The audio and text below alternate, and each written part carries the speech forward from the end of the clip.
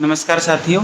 भारत में भी बाढ़ की स्थिति बनी हुई है बहुत सारे हिस्सों में। राजस्थान, मध्य प्रदेश, गुजरात और जो देश का उत्तरी हिस्सा है वो भी इस समय प्रभावित है।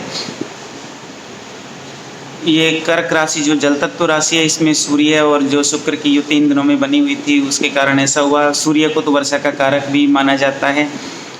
जब सूर्य आद्रा नक्षत्र में प्रवेश करते हैं तो वर्षा ऋतु की वहाँ पर शुरुआत मान ली जाती है।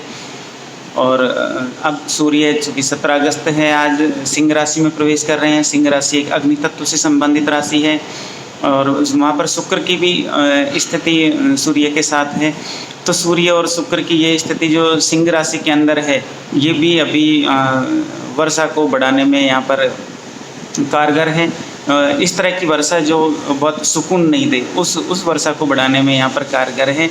और इस समय स्थिति भी ऐसी बनी हुई है जो बाढ़ की स्थिति है। तो इससे बचाव के लिए, चूँकि जो सिंह राशि है वो अग्नि तत्व की राशि है, तो यदि हवन का सहारा लें तो जो वर्षा की स्थिति है, जो भयानक जो वर्षा हो रही है, लोगों को जो परेशानी हो रही है, देश के विभिन्न हिस्सों में मौतें भी इसके कारण हुई है और बाढ़ के कारण भी लोग परेशान हैं, घरों में भी पानी भरा हुआ है।